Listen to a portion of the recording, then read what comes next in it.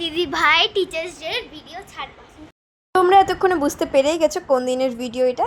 হ্যাঁ, এটা টিচার্স ডের ভিডিও। টিচার্স ডের দিন সকালবেলা কী করলাম সেটাই তোমাদের সাথে শেয়ার করছি। সো হ্যালো এভরিওয়ান, আমি নন্দিনী। এখানে দেখো খাওয়া দাওয়া করে নিলাম, মানে সকাল সকাল আমি আর দিদি বেরিয়ে পড়েছিলাম না খেয়ে দিয়ে একবারে। তো সেখান থেকে কিছু জিনিস নেওয়ার ছিল, সেইগুলোই নিয়ে নিচ্ছিলাম।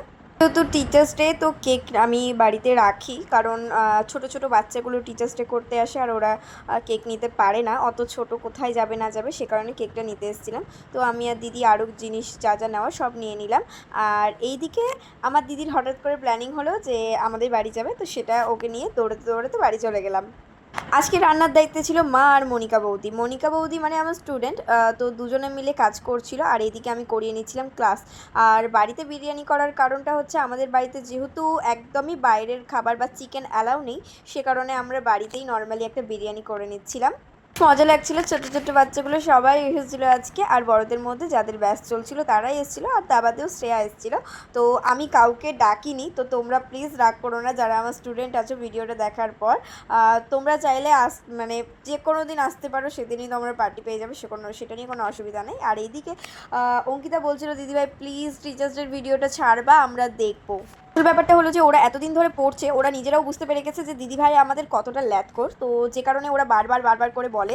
আর এদিকে রিমিও হালকা পাতলা একটু মেকআপ করে নিল, ওরও সেই একটাই কথা যে মাসিউনি তুমি ভিডিওটা কবে ছাড়বা। আর দেখতেই পেলে বাড়ির পাশের ক্লায়েন্ট হলে যা হয়, আর বাদবাকি সমস্তটা কাজ করে আমি বেরিয়ে পড়েছিলাম। টুকটাক কাজ ছিল সেদিন, খুব একটা বেশি কাজ ছিল না। আর আমরা চলে যাচ্ছিলাম একটা নেমন্তন্ন বাড়ি, মানে একটা অন্নপ্রাশন বাড়ি, তো সেখানেই পৌঁছে গেছি।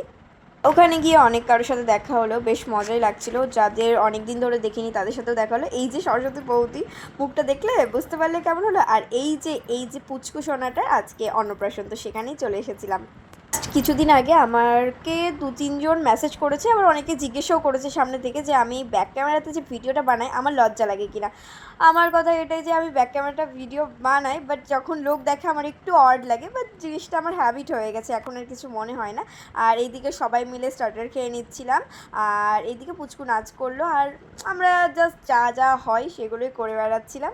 আর আমার বাবা জীবনে কোনো দিন আমাদের স্টার্টার খেতে দেয় না, কিন্তু আজকে আমরা প্ল্যান করেইছিলাম যে স্টার্টার খাবো। তো স্টার্টার খেয়ে এদিকে প্রোগ্রাম হচ্ছিলো সেটাই দেখছিলাম আর একটু এনজয় করছিলাম। আর এদিকে আমাদের ভুতু ঘুমিয়ে গেছে। তারপর বসে পড়েছিলাম খাওয়া দাওয়া করতে, বেশ অনেক কিছু আইটেম ছিল। এই জায়গাটাতে এসে আমার মনে হয় যে আমি আর খেতে পারছি না, বাট আলটিমেটলি অনেকটা খেয়ে তারপর বেরালাম। তারপর একটু ক্যাদ মেনে নিচ্ছিলাম, তারপর বাড়ির দিকে বেরিয়ে পড়লাম। আজকের মতো দিনটা এইভাবেই কেটে গেল। তো টাটা, গুড নাইট।